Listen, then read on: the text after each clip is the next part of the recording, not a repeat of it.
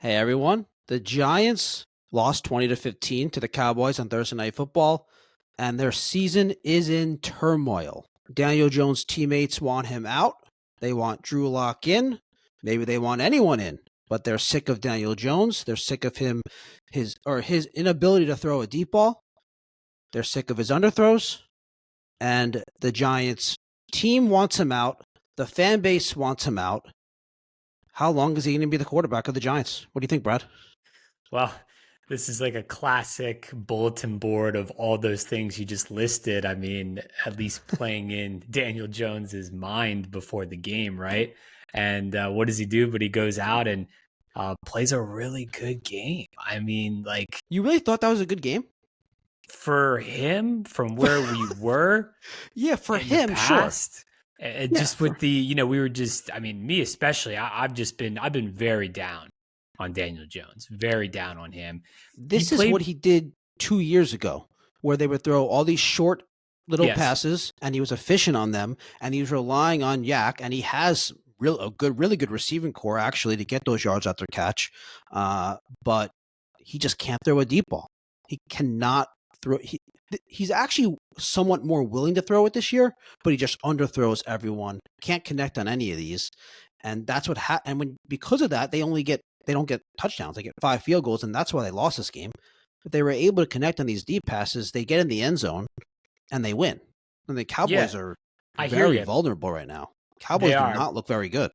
No, they don't. They got really lucky last night in some respects, but this is who Daniel Jones is, though. You know what I mean? Like the short passes. I mean, that's really their formula to keep games close and to hope the opposing team makes a mistake. There's a critical turnover. There's a penalty. I'm a little bit surprised they didn't lean more on the run game last night, and they just decided to 26 throw. yards rushing That against was it. the worst rush defense in the NFL I couldn't early in the believe it. season. I was shocked. I thought they were going to run The Singletary a Cowboys lot took it more. away. I think They that it was, did. I mean, Give them they credit. took it away. Well, Yeah, I'm not even giving them credit. They had 7, 8 guys in the box saying, Daniel Jones, beat us down the field. You can't. And that's what happened. this is true. Yeah, Yeah. but we know he can't do that. It's not going to be his bread and butter. I mean, he did You, well with, yeah. again, where coming from where we were at the beginning of the season and the He's been expectations for solid. this team. He's Yeah. been pretty solid. But I don't Yeah. know if he can play too much better than what he did in regards to throwing it I agree. This is last his night. ceiling. His Yeah. ceiling is quarterback rating wise, 16th in the league. Best case scenario, he statistically is a league average quarterback. That's his ceiling. But I obviously wasn't being serious about everyone wanting him out. I'm sure a lot of fans do. But did you see this tweet? So No. Wesley Steinberg, I don't know who that is, but apparently he covers the Giants. His Twitter page has NFL and New York Giants insider, AS-MR. I don't know what AS-MR is. Okay. Sounds like not a real thing. But and like I don't know, he has a check mark, which I don't even, how do you even get the check mark on X? Do you just have to pay, You could or pay how does for that it. work?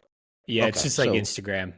so this guy might not actually be a Giants reporter. If he is, I apologize. I mean, he has 15,000 followers, so I assume he actually is. I just don't know I what think ASMR I've is. heard of Wesley before. I've heard of him. I'm pretty What's sure he what's is.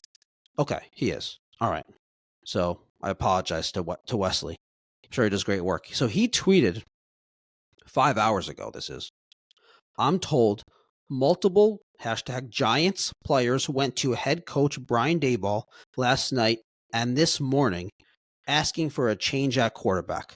I call complete bullshit on that report. Not that he's making it up, but come on. Really? Do we really believe that, and why? You think his I teammates are find it like, far this is fetched. Yeah. why? Who are they going to? Like who are they going to? That's Yeah, the thing at this point. yeah. Who are they going to? This Tommy is DeVito is going to be so much better. come on. We It's. saw I this mean, play out last year. He's just not. Tommy DeVito is a backup quarterback at best in this league. And there's probably some questions about that actually right now too, but based off of last yeah, year. But who are you going to? I mean, it's late September. no, It's still way too early in the season. There's no. I he mean, they're hasn't not going to been fix bad. this. And he hasn't, This, right? He's been solid for, again, expectation wise what we thought. And look, this is not going to be a let's get out Daniel Jones, let's insert someone else, and that'll solve all of our yeah, problems, yeah. and we'll be this high flying offense. I, They're not I going to fix anything in season no, like that. no, and I just don't think athletes typically they don't they don't respond to that type of game and say, go to the head coach, get rid of our quarterback. I just feel like that's some. I'm not even saying Wesley Steinberg is making this up. Whoever his source is, something's either getting made up, exaggerated, miscommunicated, because someone tells someone else who tells someone else who tells someone else a telephone game. By the time you get to the third, fourth person, the actual information is just false. That just Yeah, it's doesn't seem whispered real. down the alley. Yeah, it's Yeah, just, and also like it's very vague. Multiple Giants. yeah, okay. Like okay, how many? That can mean 2. It can mean 10. And I, and then of course we don't know who. It just it's a kind of report you can put out there and no one can prove you wrong. It can't be proved wrong. Right? 100%. You can't disprove it. Yeah, it's just like, sometimes people make up sources and they just say their sources, and who knows what it is, but I can't see it. I mean, can you see Neighbors? I mean, for example, going up No, to no. Dayball, By the like, way, uh, speaking of the turmoil, Neighbors concussed. You saw that post game, like in the NFL, the media, you're not allowed to talk to a player that's in concussion protocol. I right. don't know if you They knew want that. to they Yeah. want to protect them. Yeah. So I forgot what teammate. I think it was Dexter Lawrence, maybe, was doing an interview. I could be wrong. Could be a different player in defense. And they were asking about Neighbors, and he yells out across the locker room, "Hey, Malik, you how you doing?" And Neighbors like, "Not good." Yeah. Again, props to him for, again, just balling out last night He's with an 12 awesome catches. player. I Awesome mean, player. for 4 games into your NFL career to be putting up these numbers at He's awesome, receiver is unreal. So dude. Not he's a big it's bright spot. unreal. It's unreal. He's an amazing bright spot, and even Wan'Dale Robinson. I mean, Yeah, him too. looks. I mean, Slayton. I know he had that bad drop, but the receivers look good.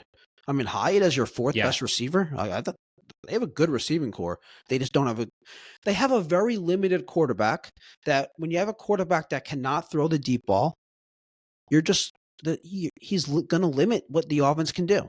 And yeah. they This need. almost Yeah, reminds me of in some ways, the Patriots under Mac Jones, where this would have been their ceiling with short passes because he couldn't throw the ball down the field either. This would have been their ceiling if they correct. would have had Yeah, better receivers.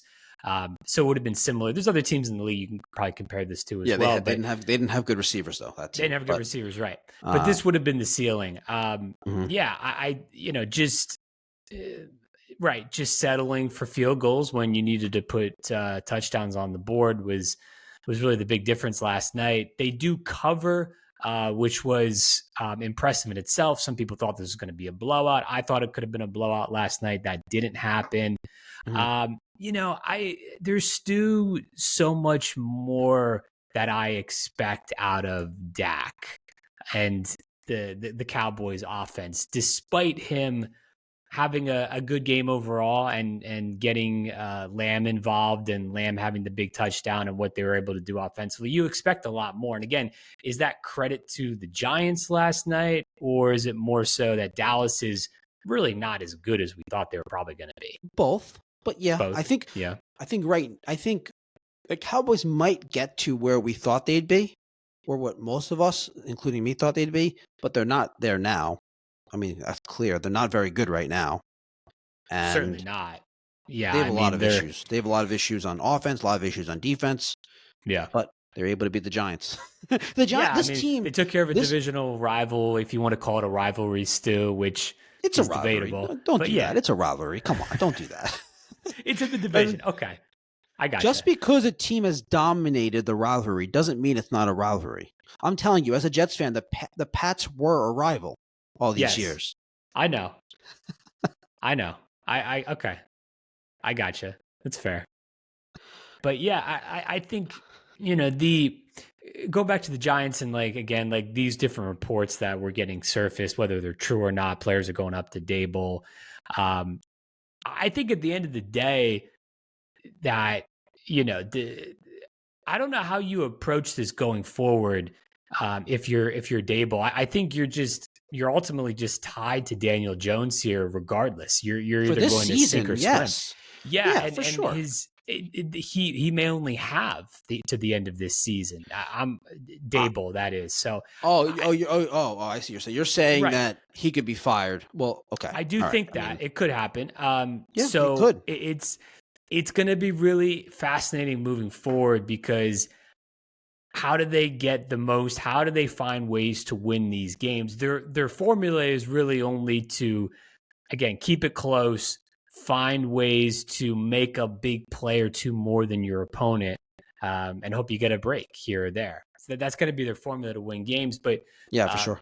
they're going to have to find ways to start stringing together these wins and break through because I otherwise, I don't think yeah. Dable's going to survive it. I think to your point, what they basically need is they need one of these receivers to break a play. Yeah, Take one of these 7-yard passes and break it for a touchdown. 100%. Yeah. And they didn't get that. They I really was waiting had for not that gotten that last much at all. night. I was waiting for that last night, if not for one of the receivers. I thought we'd get it from the running game. I was waiting for that. It didn't happen. Again, that's their biggest Yeah, deficiency right now. I agree. So Yep. So thanks for tuning in to the bonus episode, Giants Cowboys Thursday Night Football recap. Cowboys win 20-15. If you haven't already found that out by now. For the Giants, we talked about the rivalry. Brad, you mentioned how it's maybe not a rivalry, inferring because it's been so dominated by the Cowboys. I'm assuming that's what you were inferring or implying. yeah, just because Yeah. Dallas has dominated here in more Yeah. recent times. Yeah, So Giants lost their 7th straight loss to the Cowboys. 14th of the last 15 matchups the Cowboys have won. that's So that's kind of what dominating. you're talking about. It's still a 100%. rivalry. It's just one that's being dominated by the Cowboys. Yeah, that's fair. I get it. I get into these arguments with people, and it's like not really an argument, but more so just a healthy debate, if you will, Well, on because rivalries. Because so are you of the belief that a rivalry has to be like back and forth? That if it's one sided, is it really a rivalry at this point? Is that's kind of your take? generally, yes, because it's okay. By definition, it's your rival, But but what has really it really is been a a rival? rivalry? Isn't it really between fan bases? Is it really a team versus team thing? I think Or is so. you I think do? so. If you Okay. look throughout rivalries in sports, it has all the components. It has they don't like each other on the field. The teams, the organizations don't like each other. The schools don't really like each other if it's in college. Historically, maybe. But I don't think Historically, that's yes. currently the case in the pros. Like, think about all the rivalries, like in sports, Yankees, Red Sox. The players get along. They've been getting along for many, many years. Same thing in like you think Giants and Cowboys players and Eagles and players and It's you think evolved a bit to your the point. Bears and Yeah. Packers players don't get along. I mean, I think we're past that. I think it's just more of a fan base thing. It used to be where the players didn't like each other. Now, like the front offices, like they like each other. Yeah, historically, I guess you're right. More historically there was more bad blood, but I do feel like there is still that juice to these games where it's a healthy respect level to the opponent, and they want to win, but there may not be as much bad blood as there was before in the past, but they Yeah. still want to win. You know what I mean? There's still this tense rivalry of the juices flowing that you want to win this a Okay. little bit more maybe I than know. usual against a normal Yeah. opponent. I do think that a lot of there is some sort of rivalry just because of the nature of the division. When you're in the same division, like the games are more important for that reason. Like based on how the standings, how tiebreakers and everything are factored, these games are literally more important. So that aspect, I do agree. It magnifies, right? Obviously, twice Yeah. a year in the division. You want to be able to. I mean, you want to be able to at least split the season series. I mean, that's kind of the goal, I think, at least. And when you start getting swept every year out of with the two games, Yeah, it's more of a it wears dream on for the you. Giants fans to split at this point. Yeah, I know. uh, some interesting stuff though about this game. So we're going to talk about this from a Giants perspective more. So this is a game that the Giants could have won. This is a story of the last decade plus for the Giants outside of 2022. They find different ways to lose games. The Cowboys gave up 72 points the last 2 weeks. This game, they gave up 15 points, no touchdowns. The Cowboys in this game lost. I mean, they had two rookie offensive tackles playing. They lost to Marcus Lawrence in this game. He's now out multiple weeks, by the way. Towards the end of the fourth quarter, they lost Micah Parsons. Uh, the Cowboys just their running game is non-existent all season. They were so beatable in this game, and the Giants just could not find a way to get in the end zone. They really couldn't. It was a struggle. I mean, you kind of got that feel from the beginning when they settled for a field goal to start the game when they went up 3-0 early, and they just they hung around because Dallas settled for some field goals as well. But again, this is where you get into a dangerous zone potentially. Obviously, they lost the game, so they're right off the bat. They need to find ways to win some of these tight games moving forward. But I think there's a little bit of fool's gold in there, a little bit too, because it could have been they could have obviously lost by a lot more last night. Dallas missed the field goal there at the end that would have put them up by more than what this end total turned out being. So yeah, just a lot of missed opportunities. But you gotta find ways to get the run game going. Like, I mean, you just can't be shut down for a total of 26 yards. You need to have the threat of throwing the ball down the field to get the run game going. So again, they got to design more play. They got to find ways to get creative. Like this is you're in the mode right now where this franchise is at, where you've got to be just trying a whole bunch of different things. I think you got to be going deep into the playbook. You've got to be trying to try some just catching the defense off guard, whether it's a flea flicker type of play to open things up, an end around. I think they got to get more creative with that to try and spring a surprise, because what they're doing is just obviously it's too methodical, and it's just they're going up and down the field. They're just settling for field goals. So I think if the idea is, look, Daniel Jones will not be able to complete these deep balls. He just will not be able to. Like, it's either Neighbors making a ridiculous catch or it's either getting picked or incomplete. Well, then I don't know what the answer is. I don't see. Let me ask you this: is Daniel Jones incapable of throwing an accurate deep ball, or are there? It's the type of deep balls that they're doing a lot of hitch and goes that he struggles with. Is there some type of, like, all deep throws aren't the same? So is there a type of deep ball that he could throw that he's more capable of throwing accurately? That's the question that I have. I would think that the Giants would know that and be implementing that, but I don't think all deep balls are equal. I agree. Yeah. So they have to find a way that forget about like flea flickers and trick plays. They have to find a way to put their quarterback in a position where he can make an accurate throw down the field. That, to me, you can't have a real legitimate NFL offense if you can't throw the ball down the field. Yeah, you're going to get teams like this. They move the ball, but 5 field goals. And then look, by the way, we're going to talk. There are some positives about the Giants. We can get into them. I don't even know where to begin about this. Should they be kicking all these field goals, or should they be going for, like, they had like a 4th and 3 or 4th and goal at the 3? I think it was in the third quarter. Should they be going for these? It's a great point. I think yes, you should be. I'm surprised they weren't a little bit more aggressive.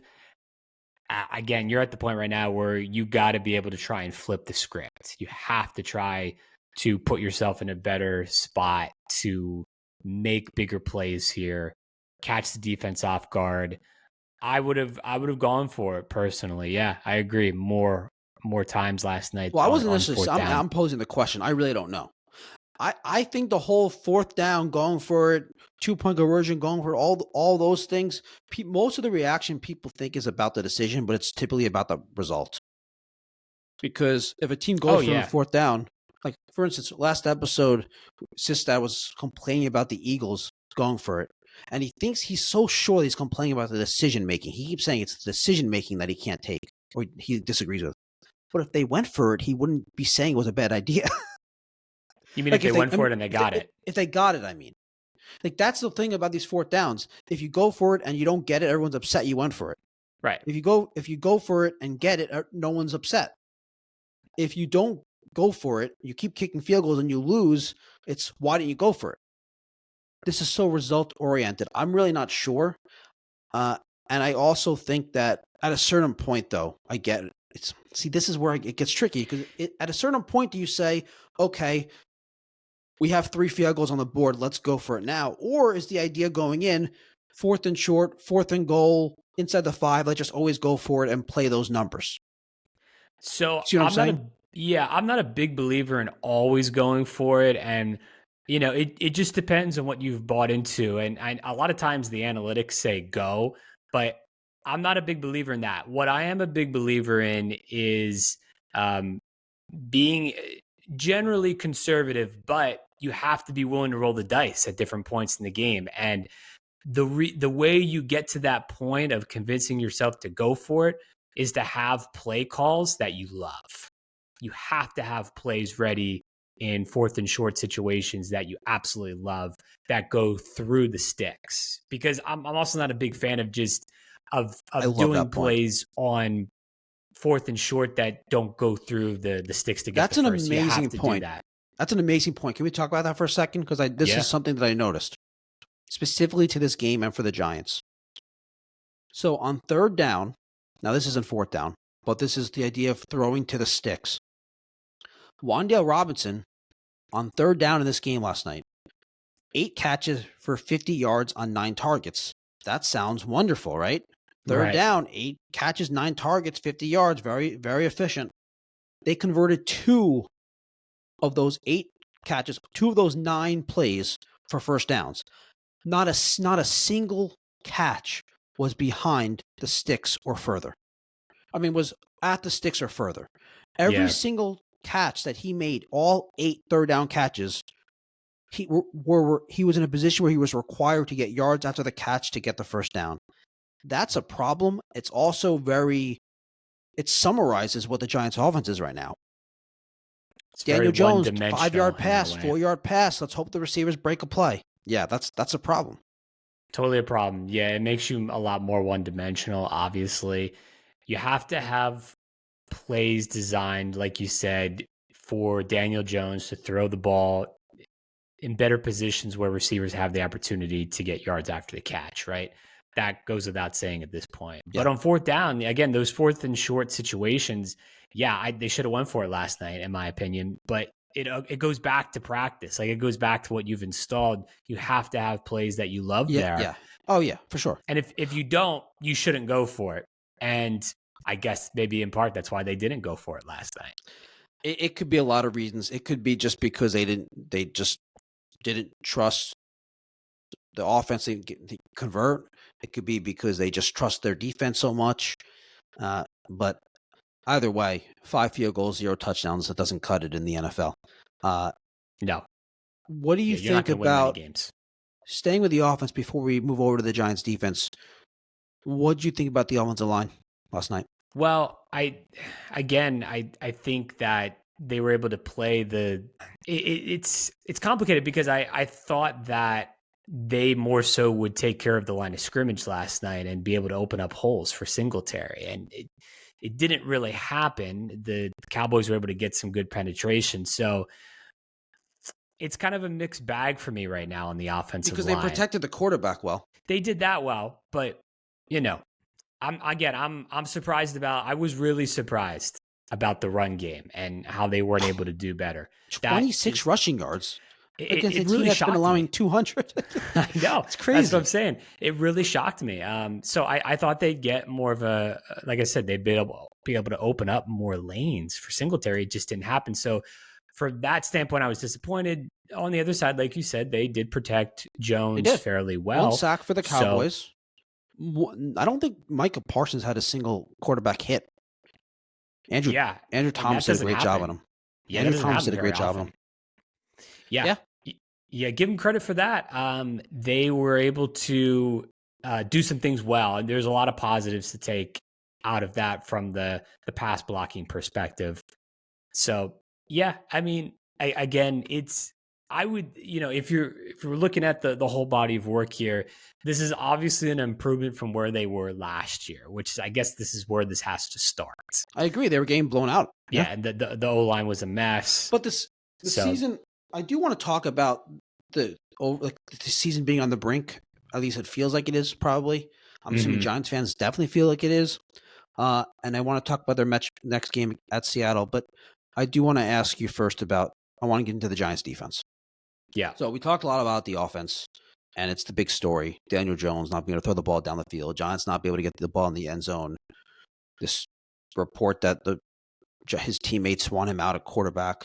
But the defense, they gave up 20 points to a team that, I don't know. I don't even know what the Cowboys offense is right now. They have what I believe is a top tier level quarterback and yeah. a top 3 or top 5 wide receiver. I don't really know what else they have. That's great. What do you think about the Giants defense last night? Played really well. Forced the fumble. Tyler Nubin, he was running all over the place, making a bunch of tackles. McFadden, I thought, played well last night too. They really were able to clamp down on what Dallas wanted to do more consistently throughout the game. Obviously, they hit some big plays like we talked about with Lamb getting involved a lot more so. I'm not surprised he had a big game last night based off of the sideline frustration from the week prior that he had with Dak. Ferguson is a good tight end as well for Dallas. But he's more of like a red zone, end zone type target, not huge in the middle of the field. Yeah, very true. Right. He's more situational based. You had Tolbert. He had some nice catches as well. But yeah, the Giants did well to keep at their best, a very high flying offense, the potential to put up at least, 30, 35 when they're playing their best, if not 40. So yeah, give them credit for that. They tried to slow them down as best they could.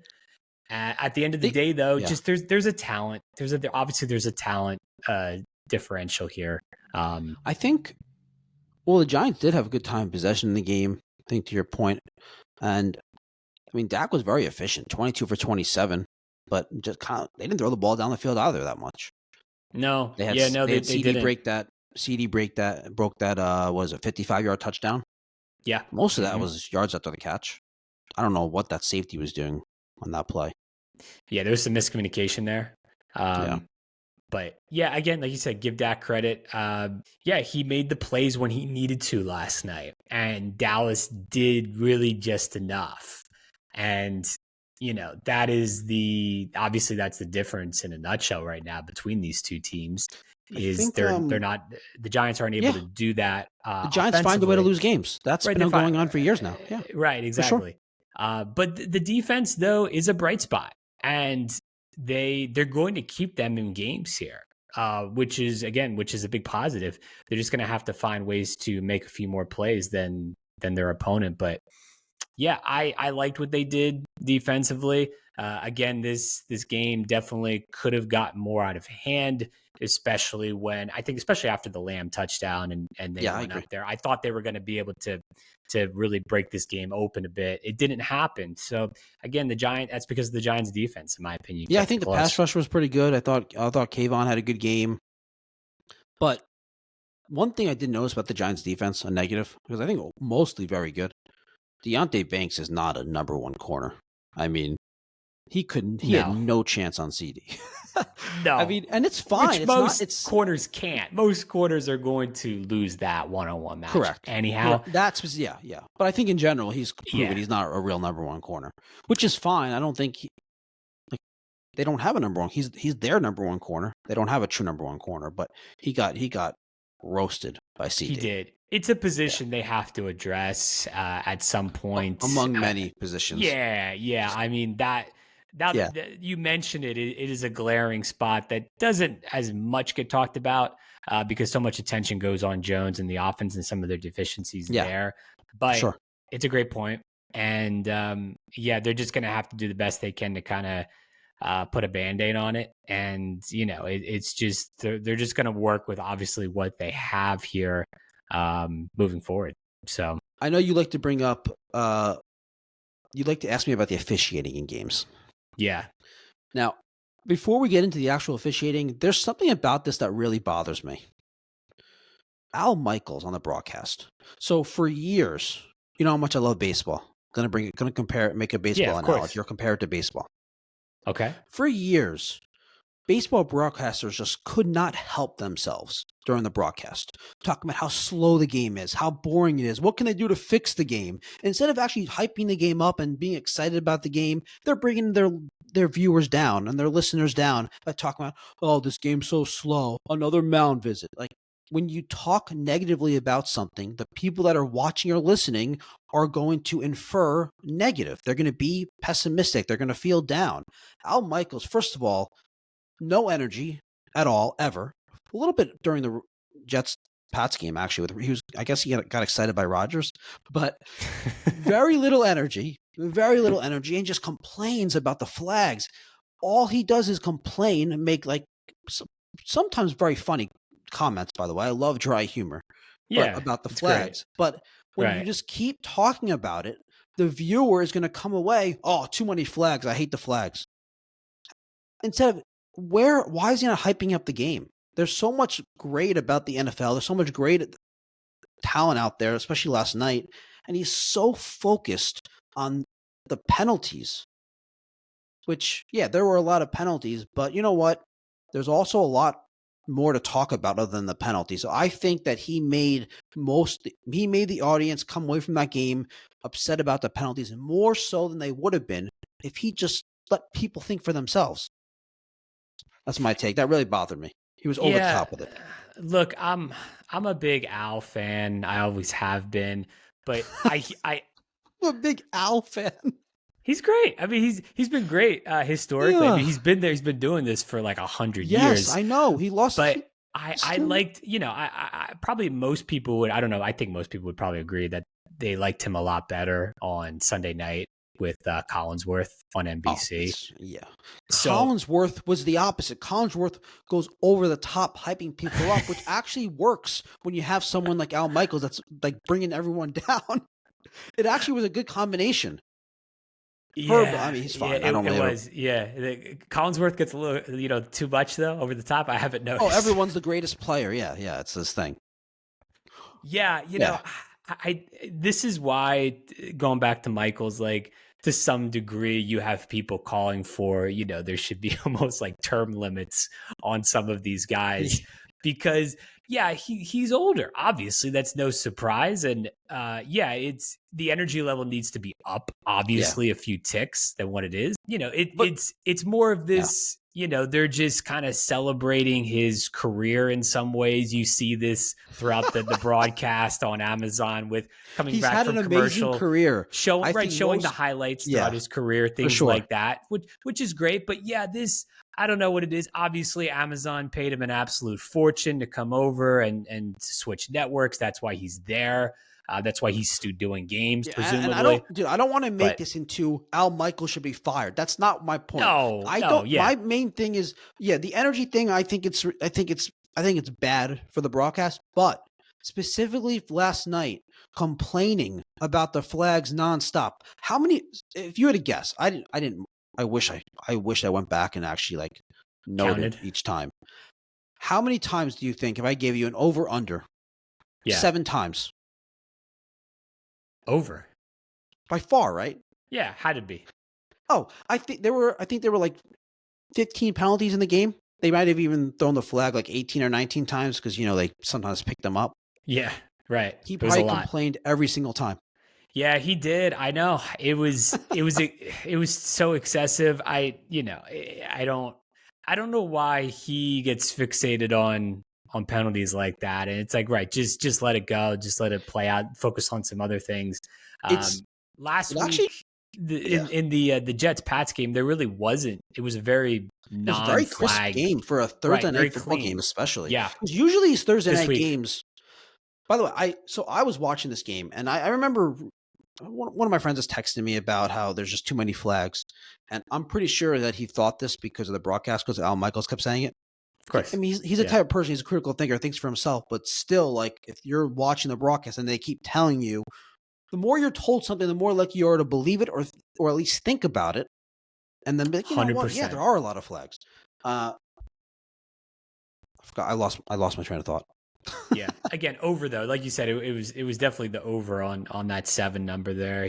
It was it was like every single time. Yeah, Oh, it's I don't know what it I you know I love Herb Street. He's great, but and Al has been great historically, but I don't know if this is a great broadcast team together. Honestly, the two of them, I but think that I don't know what the contract situation is, but I would think that when they have a chance to re-up yeah, or mix it up, they probably will go in a different direction. But regarding the penalties, trying to get away from the how Al Michaels impacted yeah, the feeling about the penalties. There were a lot of penalties. I remembered what I was thinking about before. This made me think of. I remember reading an article a couple years ago that there was a study that there are about 25% more penalties on Thursday Night Football because of the short week. Is pretty much what I inferred from it. yeah. I was unable to find this article. I chat GPT'd it, and it said like around 1 to 3 more penalties per game on Thursday Night Football. I don't know if that's accurate. Do you, if you just off the top of your head, thinking about it, would you do you think that there's more penalties on Thursday Night Football than say like a Sunday game? I wouldn't think so. Like if I was just thinking off the top of my Really? head with it, I would think actually it probably even itself out. It's probably more fairly even, if I would anything. see. I really do think that there'd be more. I think it makes sense that there'd be more because Short players are week. more short week. They're not. They're maybe a little bit more tired. When you're a little bit more tired, you hold more, you grab more, things like that. Uh, Less preparation for the week also, I think, can go into it.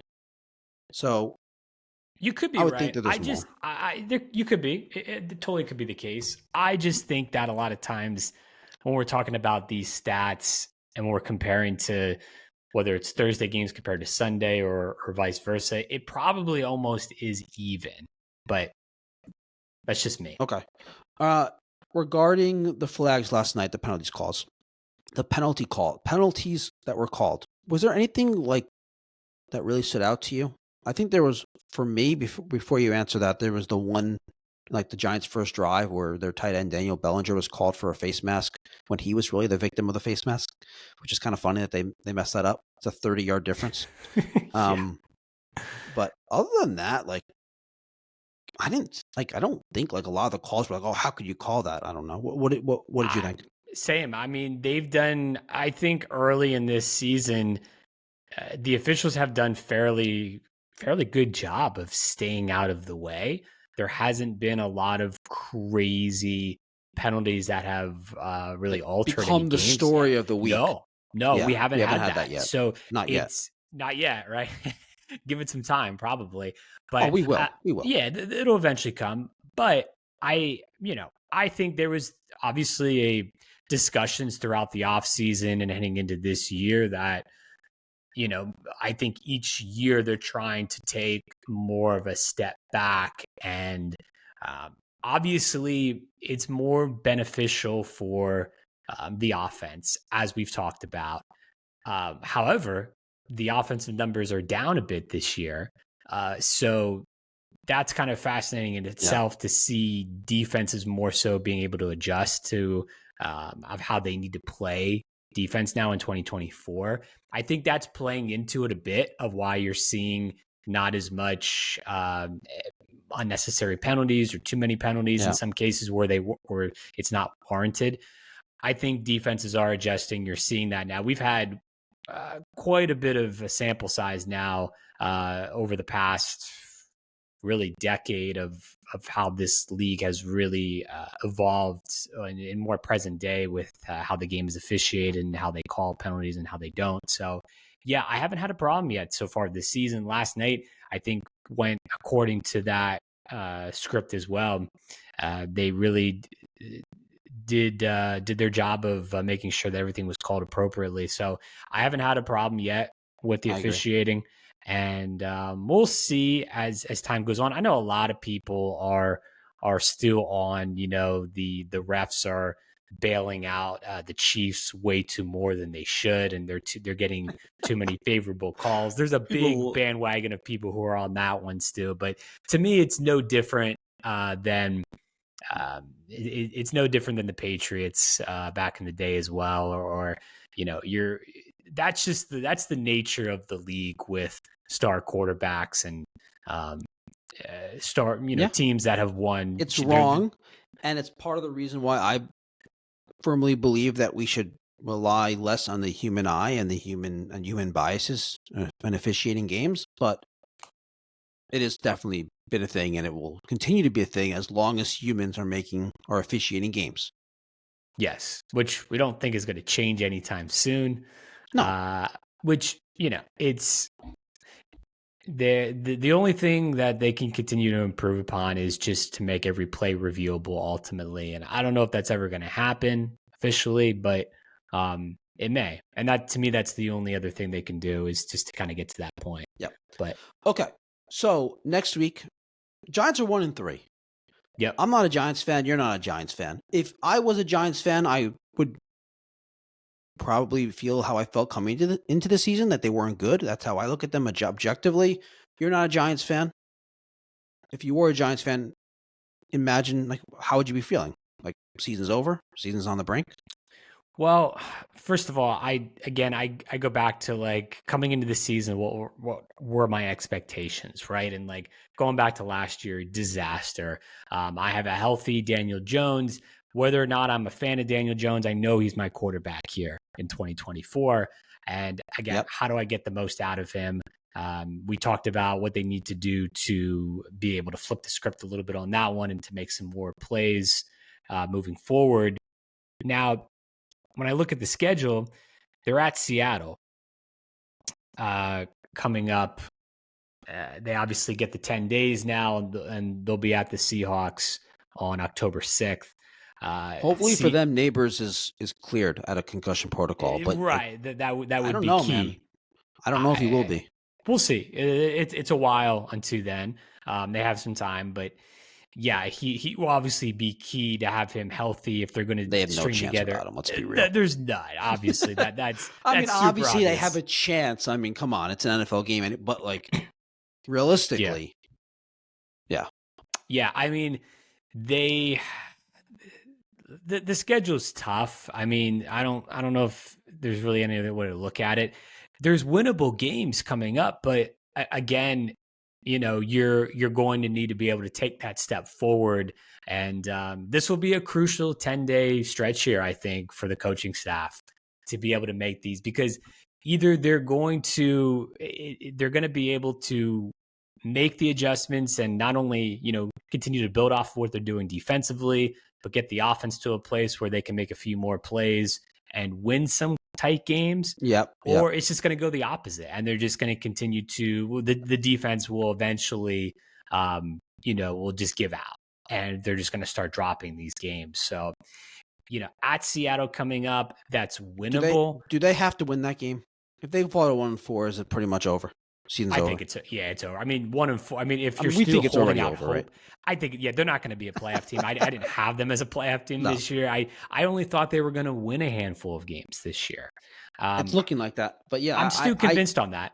I'm still convinced. See, as a Giants fan, if they lose at Seattle and they're 1-4, how you can have any sort of hope that they're going to turn around and make the playoffs. If they win this game, that's different. 2-3 after winning Seattle, and being a couple close games that they could have won, I can actually see that hope. I can see the reason for optimism. I agree. Especially if they do win in Seattle, that's going to be an impressive win. That would be. It would be. I It would be. mean, this is not the Seahawks of old, but Seattle is still a tough place to play. So, they have a home field advantage up there. It's going to be difficult. This is where I think you got to go back to the run. You have to go back to getting Singletary involved, get back to the numbers he had the first couple of weeks. Because again, you need, it's got to be run first with this team to be able to, like you said, open up more deep passing. They're going to get too predictable with just doing just doing the short passing like they've done last night. They're going to need to be more run first, in my opinion. I want to see some more runs from Daniel Jones as well. I think this team is in a position where if they can do that, they can be a little bit more successful. At this stage of the game, I'd rather have Daniel Jones scramble and make more plays with his legs than try and throw the ball 40, 45 times a game, because I don't think that despite the guys they have and neighbors making plays, I don't think that's a winning formula for them where they're at right now. Yeah, he just threw 40 times last night, 29 for 40 for 281. But I mean, yeah. I agree. So Seattle's winnable. They definitely could win it. And then after that, you have the Bengals back at MetLife, who they haven't won a game yet. So you can very easily go down the schedule here, and you can, especially if they win at Seattle, you can make definitely cases for how they could be in these games and win some of them. However, it could very easily slide the other way. And that's why are you so down on Seattle, the tail by the way? of the tape. What's that? Why are you so down? Why are you so down on the Seahawks? They're 3-0. Why? Well, they barely beat a Patriots team in overtime a few weeks ago, which they really had no business of really winning that game. They probably should have lost it. I just think at some point here, Geno Smith is going to run out of gas. Like I don't see it throughout a whole season. They got off to, they've gotten off to a good start, but all comes back to the quarterback for you. It does. And the head coach, Pete Carroll's gone. They can't be good. Yeah, I mean, it's a whole new regime there. Again, give him credit. Like you said, open your mind to the idea that the Seahawks are actually good. They could be. You don't have to. Don't listen. Don't listen to me. Yeah, I mean, we'll see as the season plays out. I think right now they're vulnerable still, and what do you think? They're beatable. I didn't check the betting line. What do you think the Seahawks are favored by right now? So, guess the line. I would say I'm going to say Seattle -6. Seattle -6. I have no idea. I'm going to check. I really don't know. But if my phone lets me check, maybe you could check quicker than me. I probably slowly. I think Seattle would be. I think it would be like 8.5, 9.5. You think? Yeah. So I don't know. It's not coming up for me. My phone's not loading for some reason. That's always fun.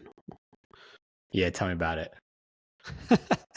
But no, but you'll look that up for us, hopefully. But yeah, I will.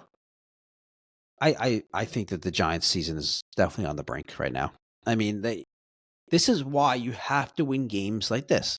Games that you have a chance to win, games that you're playing well in. You need to find a way to win this. This game and the Washington game. These are games you have to win in the NFL.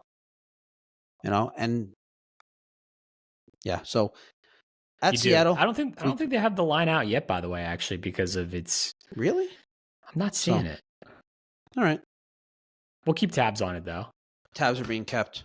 Yeah, I mean, right, they're on the brink. There's no doubt. Yeah, I mean, 1-3, it can easily start to snowball here fast, which we're seeing. The losses pile up. I mean, they definitely showed some effort last night. They were in the game. Opportunity. They showed some effort. Oh, that's when you know you're talking about a bad team. That's when you know you're talking about a bad team. They showed effort. There was a lot of lack of effort last year. It's week 4 in the NFL season. If they didn't show effort, that would be a really serious problem. You don't think they showed effort last year? It was lacking at a lot of times. Like down the stretch of the season, you mean? Not week 4. Yeah, I mean, yeah, I guess well, definitely down the stretch, but they just once Jones went down, like it just the effort wasn't there as much, especially defensively. I think the defense tends to check out in some cases when your quarterback goes down for the season. That does happen sometimes. Yeah. It's hard to be on a team that's bad. Like that's really bad. All right. Not easy. Well, Giants go to Seattle looking to save their season. And maybe Wesley Steinberg's right. And the Giants players or multiple Giants players don't want Daniel Jones as the quarterback. Maybe they prefer DeVito or Locke. I doubt that report's accurate. I don't really trust it. But we'll see. Giants go to Seattle. They look to save their season. Anything else from this game that you think that we missed that you want to touch on? Anything else? So I have the odds right now from ESPN Bet. Let's do it. It is so far the opening line is Seattle by 5.5. Oh wow, you were good. Yeah. Yeah, it's 5.5. Ooh, yeah, that's they. I mean, I think the Giants covering last night is playing into this a bit. They were able to cover the 5.5, so Vegas knows they can keep it close. But and again, I don't. Again, the Seahawks are not a 7.8 point home favorite at this point. I think the Seahawks are better than the Cowboys right now. Really? Yeah, the Cowboys. It's like at some point we have to consider what's actually happening and let go of what we thought was going to happen. I get that. I'm already at that point with the Cowboys. I think that I'm not saying that they're not going to be really good this season, but currently, right now, this game going into next week, what they've been so far this season, they're not that good. Awful run defense. Only one real weapon on offense. The offensive line is relying on rookie tackles. The running back room is just a disaster. It's so bad. You're relying a lot on your quarterback, your star receiver on offense, and on defense, a lot on your star edge rusher, who has not been nearly as impactful as he normally is so far this season. You're relying on a couple stars, a very top-heavy roster right now, and we'll see as the year goes on. But, I mean, they're also going to be without DeMarcus Lawrence for a couple weeks. Micah Parsons, I believe they were both put on IR. So, yeah. Yeah, the Parsons injury too. We got to monitor really closely because I mean that's obviously a huge loss. So this is kind of what Lawrence. So was Lawrence too. I know. This is what the Cowboys have invested in, though. To your point, to be this top heavy type of a team where they're paying huge sums to their star athletes. I mean, me personally, I don't know if I would have given Dak that contract, but